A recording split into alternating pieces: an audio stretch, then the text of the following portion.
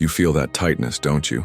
It's as if your chest is slowly shrinking, as if there's no room left inside you to breathe. It's not just physical. It's as if the whole world is trying to get down your throat at once. And you're standing there staring straight ahead as if this were normal, as if all this suffocation were just stress. But the truth is, you're trying to silence something that no longer wants to be silenced. This tightness isn't just a symptom, it's a sign.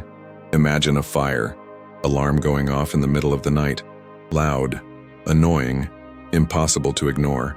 Now imagine that, instead of getting out of bed and checking what's going on, you cover your ears and pretend everything is fine. That's what many people do with anxiety. They ignore what it's trying to tell them.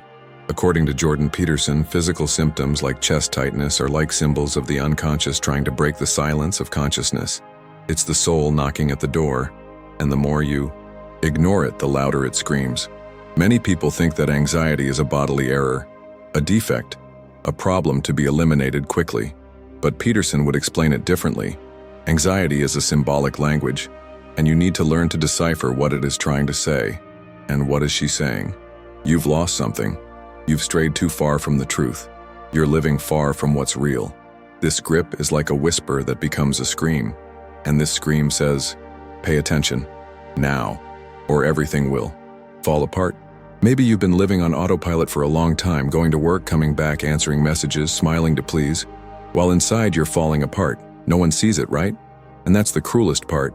The world demands performance but doesn't see the silent collapse happening behind your mask. But you feel it. You feel it when you wake up in the middle of the night with your heart racing, even for no reason. You feel it when you're alone and have that strange feeling that something is wrong, even without knowing what. You feel it when you're in public, but your body reacts as if it's in danger. And then comes the fear. Am I going to die? Am I going crazy? Why is this happening to me?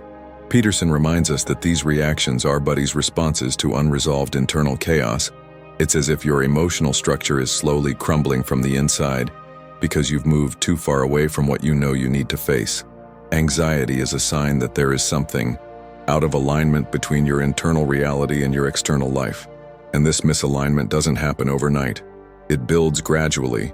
Every time you say yes when you mean no, every time you hold back your tears, every time you feel afraid but feign courage, every time you betray yourself even in silence, until one day, the body says enough, and that's where the pressure starts, not as an enemy, but as a warning.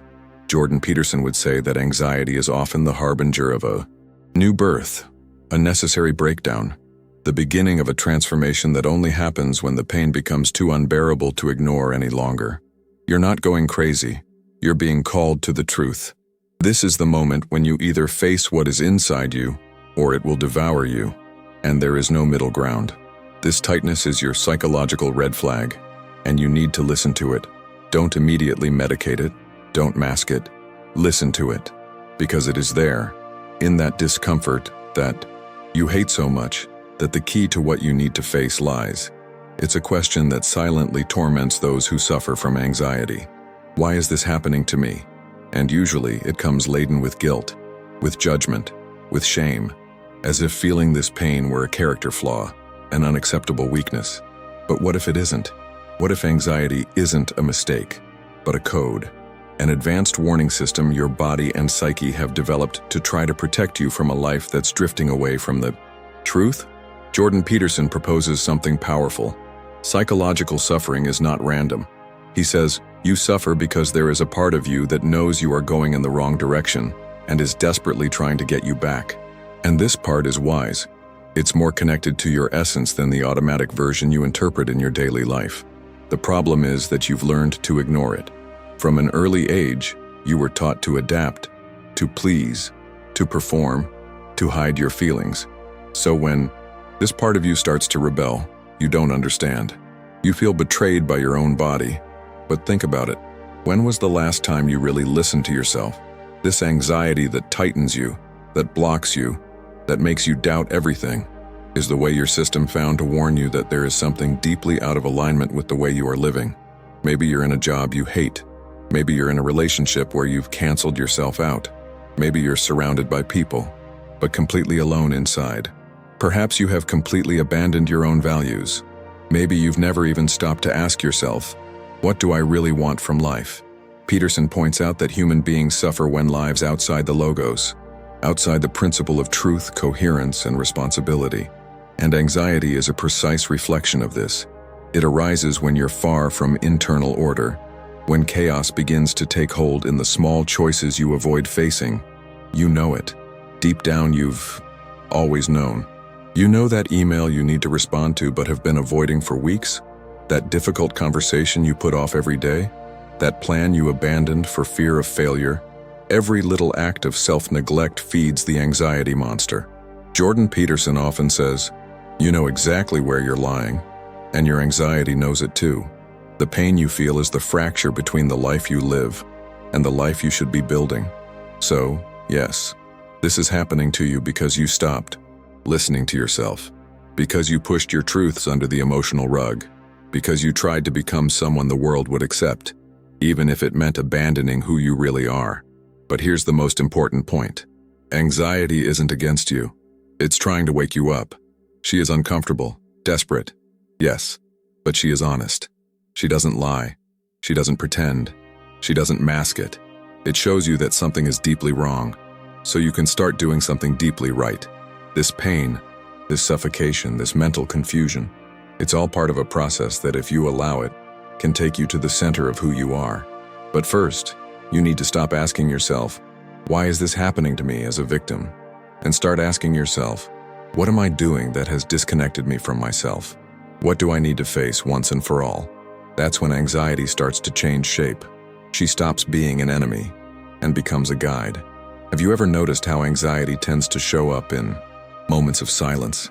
When everything around you slows down, when your phone is put away, when the noise outside dies down, suddenly she appears, like an unwelcome visitor.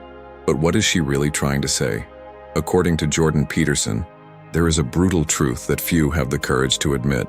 Much of anxiety arises from escape. Escape from unspoken conversations. Escape from choices you didn't have the courage to make. Escape from facing one's own emptiness. And the more you run away, the more the fear grows. Because you're not running away from something external, you're running away from yourself. Peterson often says that the monster grows in proportion to your refusal to face it. The more you ignore what scares you, the more it dominates you. And no matter how much you hide it, your body knows. Your heart races, your breath shortens, your thoughts become jumbled. It's like something inside you says, you can't run away anymore. But running away became a skill. You have learned to live in constant distraction. Social media, overwork, shallow relationships, series you don't even watch carefully. Everything to avoid hearing the internal scream that says, there is something essential that you are not facing. And that comes at a price. A silent but very high price. You start to doubt yourself. You start to feel weak. You start to believe there's something wrong with you. But there's nothing wrong with that. What's happening is that you're trying to live an emotionally amputated life, avoiding the most important parts of your story. Maybe you are running away from the pain of an unlived grief, or the shame of a choice that hurt you, or an uncomfortable truth about who you've become. Maybe you're running away from taking responsibility for something you built or destroyed. And here is one of the hardest truths Peterson confronts us with. As long as you continue to avoid confronting what is painful, you will remain weak. Not weak in soul, weak in structure. Because it is in the confrontation with chaos that man builds order. It is by facing what scares you that you discover what strengthens you. Anxiety is not the problem. She is the messenger. And the message is clear. There's something you need to see. There's something you need to say. There's something you need to face. You know what it is. No need to think too much. Just stop for 10 seconds. And you feel it. Feel that memory, that name, that decision, that fear. And what do you, do? He gets distracted again. But the body does not forget. The body charges. And call it anxiety. Now listen, you don't have to solve everything today. But you need to stop running. You need to take the first step. And it starts with a simple choice. Face. And if you've made it this far and this is touching you in some way, subscribe and leave a like. This makes this video reach someone who may be desperate right now, and you will have been a part of it. Jordan Peterson says that courage is not the absence of fear. It is the decision to act in spite of it. So maybe today is the day you choose to stop, breathe, and say, enough running away. I'll look into this. You are not alone, but no one can take that step for you. Have you ever noticed that anxiety increases when your life is messy? I'm not just talking about the external mess, the disorganized house, the piling up deadlines, the chaotic routine. I'm talking about internal clutter, directionless thoughts, unmade decisions, poorly digested emotions, truths that you've swept under the rug of consciousness. Jordan Peterson states forcefully, chaos is inevitable, but it's up to you to build enough order to avoid being swallowed by it. Anxiety, then, is not a punishment. It's an alarm. She screams when her existence is disorganized. It appears when you lose the hierarchy of your priorities, when you wake up without knowing why, when your body goes one way and your soul another. Anxiety is the symptom that arises when your personal structure begins to crumble. And by structure, I'm not just talking about routine, but values, principles, direction, meaning. Imagine a city without traffic lights, no rules, no speed limits, no laws. How do you think people would feel about driving there? Anxious, afraid to hit, in constant fear that something could go wrong at any moment. Now think about your emotional life. Do you have clear rules for yourself? Do you know where you stand? Do you know how to say yes and no firmly? Or do you live at a crossroads of other people's wills where everything can collide at any moment? Peterson insists on this. If you want to reduce your anxiety, start by organizing your life. And this organization starts with the little things. Make your bed, tidy up your desk, organize your finances, choose a time to sleep, decide what you tolerate, and what you will never accept again. Because when you're not clear about what you're doing, everything seems urgent. And when everything seems urgent, you panic. Anxiety is the mind saying, something is wrong, but I don't know what it is. And what eliminates this feeling? Order, direction, clarity. The external order reflects and affects the internal order. When your environment is clean, your body relaxes. When your tasks are organized, your mind slows down. When your decisions are aligned with your values, your soul finds peace. But make no mistake, order is not rigidity. It's not obsessive control. Order is enough. Structure for life to flow without you falling apart along the way. Peterson says, put your own house in perfect order before criticizing the world. And it's not about aesthetic perfection. It's about emotional responsibility, about assuming that no one will come and do it for you. Because chaos is democratic. It knocks on everyone's door. But order is a construction, and this construction is yours. So look at your life with brutal honesty. Where is the chaos? Where did you lose control? Where have you outsourced decisions? Where have you allowed emotional clutter to become normal? The anxiety you feel is actually a call for structure. She begs for clarity, for direction, for firm foundation. And maybe you think you can't, but you can do it. Start small. Organize a corner of your home. Make a decision that has been pending for days. Restore a limit, and see how your body reacts. Because when you build order, you rebuild your own mind. There is a thought that eats away at those who suffer from anxiety. I am weak. Weak because he feels too much. Weak because it crashes at the most important times. Weak because the body seems not to respond. Weak because he's tried everything, and he still feels it. But what if that's a lie? Jordan Peterson reminds us of one essential thing. Confusion is not weakness. It is disorientation. And that changes everything. Because when you're lost, everything seems scary. You don't know where you came from, nor where you're going. You wake up with a heavy heart, as if you were falling from a place you don't even know where. And in this state, even the simple becomes difficult. Taking a shower, eating, leaving the house, looking someone in the eye. But remember, this is not a sign of weakness. It's a sign that something inside you has lost its way, and anxiety is trying to warn you about this. Imagine a plane in the middle of a storm. It starts to rock, the alarms go off, the passengers panic. The problem is not with the passengers. The problem is in the panel. The pilot lost visibility. You are that pilot.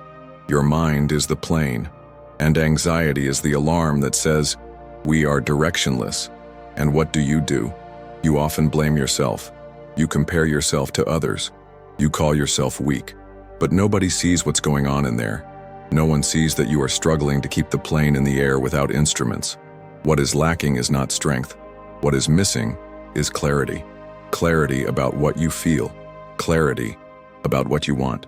Clarity about what you need to say. Clarity about the boundaries you need to impose. Peterson states that the basis of inner strength is truth, and where there is no truth, there is misdirection, and where there is disorientation, there is anxiety. So the question is not, why am I so weak? The question is, what truth have I failed to face that has left me so lost? Maybe it's the truth about a relationship that isn't good for you, or about a job that sucks your soul, or about the way you have abandoned yourself to please others, or about the fear you have of being who you really are. There is no way to be strong when you are blind to what really matters. The strength you admire in others did not come from the absence of pain. It came from the decision to see pain as a guide. Peterson pushes us to this place. Life is suffering, but responsibility is the antidote to suffering. In other words, healing doesn't come from relief. It comes from action. To get up and organize the next step, even if it is small, even if it still hurts, even though the fear is still there. You don't have to have everything figured out today, but you need to recognize that you are not weak. You're just lost. And everyone gets lost sometimes. Now the responsibility is yours. Or you keep repeating that you are weak, or start looking for the map that gives you directions. And believe me, this map is inside you. Have you ever stopped to think that anxiety, as cruel as it may seem, may be trying to save you? Not to save you from death, but from the life you are living. Or better, of the life you are in surviving. Jordan Peterson gives us a brutally honest look. When the soul can no longer bear the lie, the body begins to scream. And this scream has a name: anxiety. Anxiety isn't interested in bringing you down. It wants to interrupt you. Break the cycle of self-sabotage. Stop automatic life. Stop the constant escape from yourself. It's as if your psyche says, enough is enough. The life you're living is too small for who you really are. You might even say, but I don't know where to begin. And it's okay not to know. The problem is that you're trying to fix anxiety with distraction, with instant dopamine, with denial, with pills that often only muffle the scream, but don't hear the message. Peterson reminds us that the path to reconstruction begins with truth, and truth hurts. It hurts to look in the mirror and admit, I have been too small. I have left my life in the hands of others. I have betrayed myself in the name of acceptance, security, and the comfort zone. But there is good news. Anxiety can be the first brick of reconstruction, because it reveals everything that is misplaced. Everything you are holding together with superhuman effort, but which is about to crumble. And if it's about to fall, maybe it's time to drop. Maybe it's time to rebuild. This time, on solid ground. And where do you start? With 3 truths, 3 sentences, written by hand in silence. Peterson would encourage this kind of symbolic and transformative practice. Grab a piece of paper now, or visualize this seriously, and answer, what truth have you been avoiding facing about your life? What do you know you need to change but haven't had the courage yet? What part of you is screaming for attention? Be brutally honest. Don't write for others. Write to your unconscious. For that you who is suffocated under layers of masks and obligations. These answers will be the map of your reconstruction. Because rebuilding isn't about starting over. It's about starting from the right place. And that place is the truth. Your truth. The one you hide, but that sustains you. If this is touching you in any way, subscribe and leave your like. This makes this video reach someone who may be desperate right now, and you will have been a part of it. Perhaps it is precisely this small gesture that awakens someone to a new life. Peterson always emphasizes that the path to overcoming is built one brick at a time. You don't need to reinvent yourself in one day, but you need to take the first step with dignity. Rebuilding is not pretty. It's confusing. It's lonely. It's full of doubts. But it is also liberating, because for the first time, you stop living a lie and start building something that can actually sustain your soul. Have you ever noticed how anxiety sometimes doesn't just feel like fear? It also feels tense, like something inside you is about to explode. And maybe that's exactly what it is, a contained explosion. Jordan Peterson speaks frequently about the shadow, that side of ourselves that we hide because we don't want the world to see. And often, within that shadow is the anger you've been bottling up for years. Anxiety can be just that, your trapped anger trying to escape. Think about it. How many times have you been silent when you wanted to speak? How many times have you accepted less than you deserved just to avoid conflict? How many times have you been wronged, humiliated, ignored, and said to yourself, let it go? The problem is that the body doesn't let it. The body records, and what you don't release in words, the body releases in symptoms. The lump in your throat, the tightness in your chest, the churning in your stomach. These can all be signs that you have anger bottled up inside. Peterson would say, if you don't integrate your anger, it will turn against you. And that's exactly what happens. Repressed anger does not go away. It turns into anxiety, into fear, into paralysis.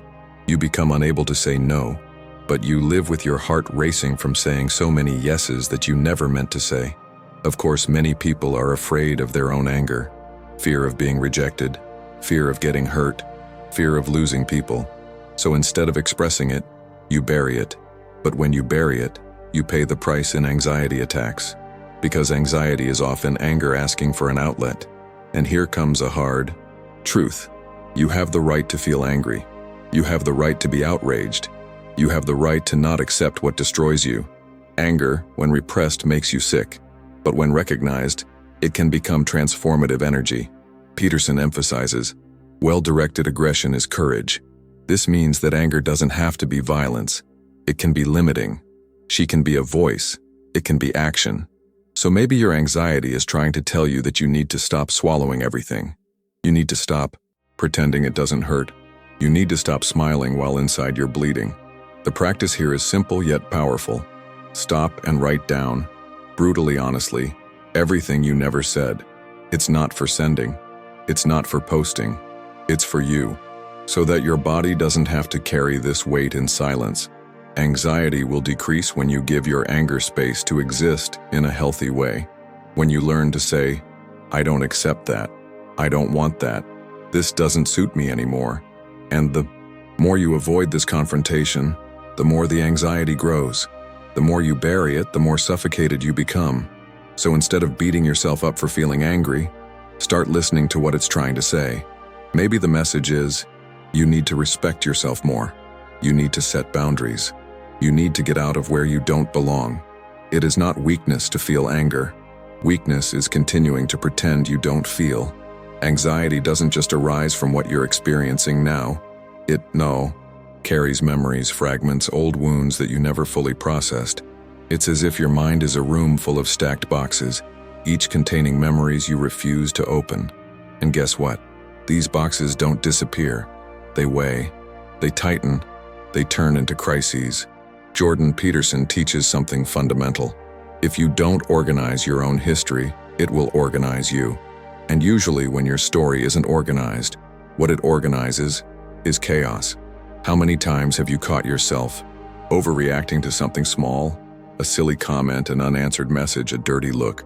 Suddenly your body reacts as if it were facing real danger. But the truth is, you're not reacting to the present. You are reacting to the past, to the boxes you never opened. Peterson uses the idea of writing one's own life a lot, not as a literary exercise, but as a psychological necessity. Because until you organize the chapters of your story, they keep repeating themselves, like ghosts disguised as anxiety. The practice is simple but transformative. Grab a notebook, divide your life into periods, childhood, adolescence, youth, adulthood, and write down the most memorable events, especially those that still cause you pain. Describe what happened, how you felt, what you learned, and what you left open. Why does this work? Because when you organize the past, the present stops being so confusing. You understand where the pain comes from. You stop carrying invisible weights. You realize that anxiety isn't just about now. It's about everything that's been building up and never digested. Peterson would say, what you avoid defines the limits of your life.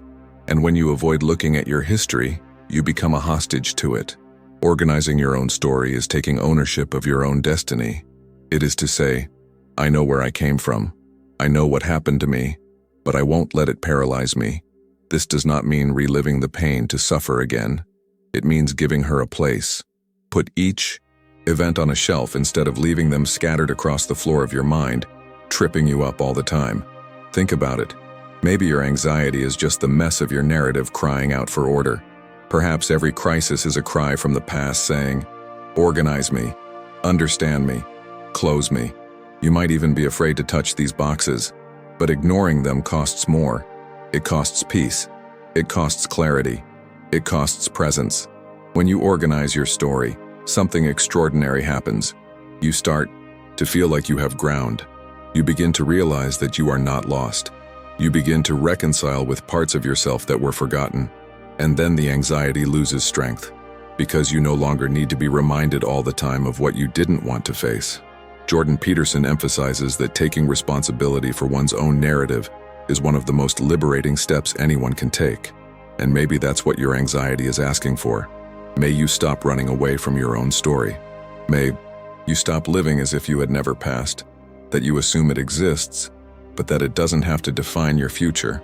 Anxiety is not just suffering, it is also a calling, a silent, insistent call that pushes you beyond what you are used to being. Jordan Peterson speaks frequently about the hero archetype. In the mythical journey, the hero lives an ordinary life until something forces him out of his comfort zone. This something almost always comes in the form of a crisis, a problem, a loss, an unbearable weight. And anxiety is often this call to adventure.